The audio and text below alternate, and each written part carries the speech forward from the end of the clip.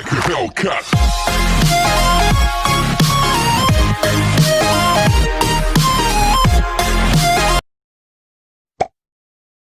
Dito tuturuan ko kayong magluto ng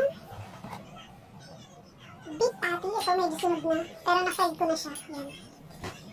Fried ko na siya. Pasensya na kayo. So, yan. Yeah. So, need natin ng beef patty na naka-fried na. Meron tayong nor, bawang. Ako gusto ko sinagyan ng bawang. Yan. Tapos, meron tayong butter, mushroom, and soy sauce. So, optional lang naman yan kung gusto nila. So, yan guys. Wait lang kayo at tayo ay magluluto ng mushroom patty gravy. So, yun na guys. Ayan siya. Ito, 1 tablespoon o depende sa panlasa ng ito. So, ito yung bago yung cube, beef cube siya. Beef cube siya actually. Hindi ko siya kinano kasi mas gusto ko siyang pakuluan.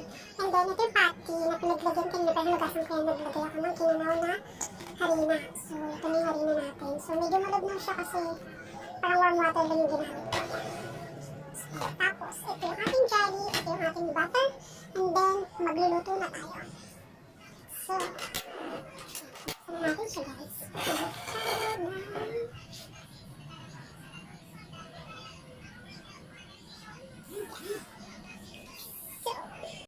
So, sunod yung ating kawali. So, yun guys, ito yung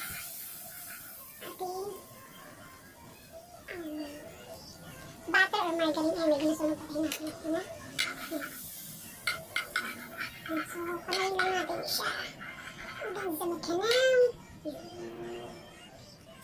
Ay, kung paso ko.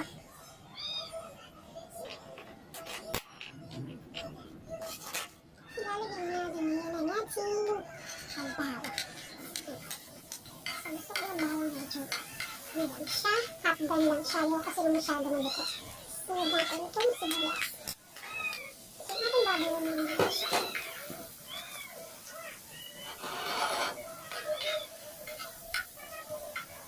Kasi yung sibuyas at yung bawang, ayoko masyado lang siya.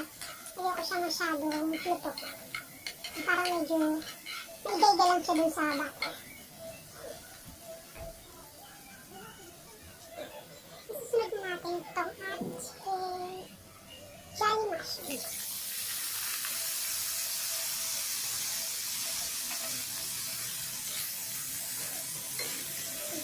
Itong mushroom na nabili ko, buo yung mushroom pero ito hindi ko siya nahati.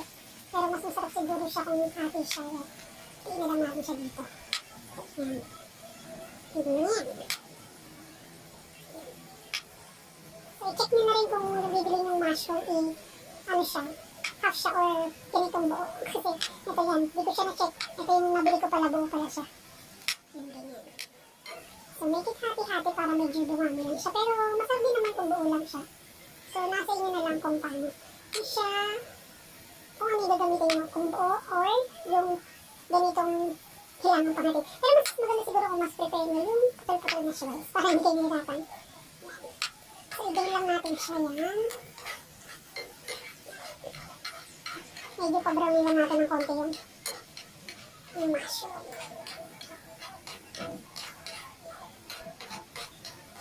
Yan.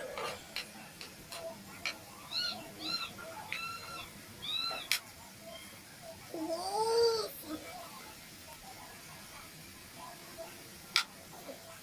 So parang ito yung palatandaan ng medyo below pa yung mushroom na pagka matigas pa siya.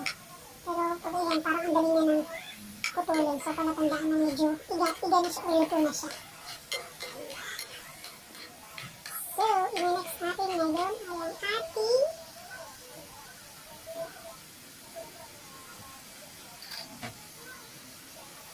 ito yung flour. Parang, yung flour kasi parang 1 to 2 tablespoon. Parang depende sa inyo kung gaano kadami. Yan. Medyo yung bubo nyo natin sasama yan. Yung lang siya. So yan, mukha na siyang gravy pero iakabon na natin ngayon yung bubble yan. Tingnan natin siya ngayon. Ipapaihain.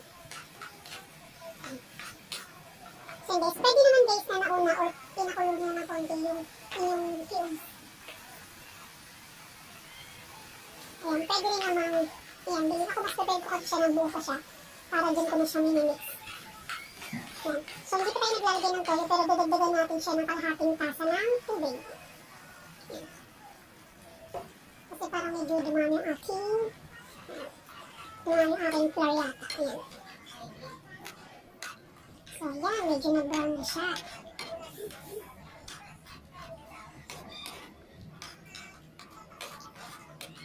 Yan guys. So guys, mas masarap to pag mas marami yung yung mushroom nyo.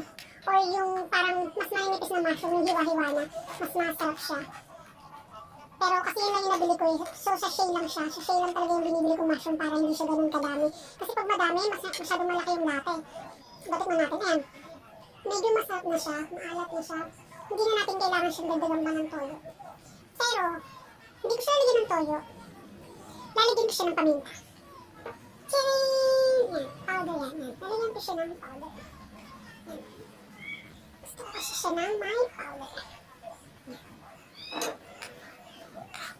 Tcharing! Ayan, mukha na siya talaga. Gravy!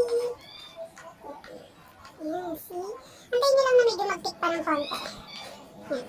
Actually, yung bubbling cubes kasi yung beef flavor. Pag yun ang ginamit nyo, lasang-lasang beef na talaga siya. At the same time din, ano siya, yung tawag nito, yung maalat na siya.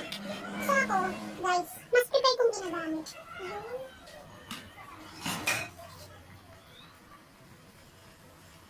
ating instant beef patties. Yan! Yan siya guys. Yan, beef patties. So, ito kung nagmamadali ka, mabibili mo siya dyan lang sa mga press option. Kung meron mo press option sa inyo, easy-peasy siyang lutuin kasi naka-ready made na siya. So, kung meron mo namang pan at gusto mong mas masarap at mas malasa, pwede rin naman yung gamitin or gumawa ng sarili nyong beef patty. Yun. Para sa akin, dahil easy-peasy tayo at tayo nagmamadali nanay at lagi na lang easy cook. So, ito ginamit natin, yung ready-made na beef patties na sa around 69 pesos lang yata ito guys sa press option. Ayan, kumukulong na siya guys. So, wait na lang natin ng konti.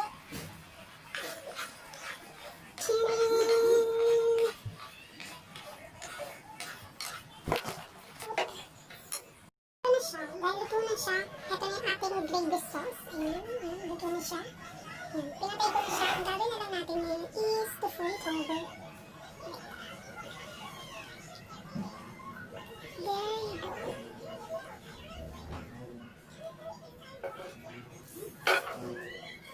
Tcharing! Yan ang ating finished product. So guys, ayan na siya. So it's easy, convenient, at mabilis lang siya lutuin. At gusto-gusto ng mga bata yan guys. Gusto-gusto ng mga kids at mga kids at heart. Gusto-gusto yan. So it's easy-peasy to cook a mushroom gravy just like that. Masarap sa kanin. Mapapadami ka talaga ng kain dito.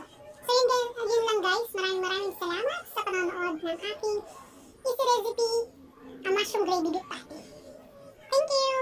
See you for the next video. Don't forget to like and subscribe. Thank you for watching. Bye! Peace out.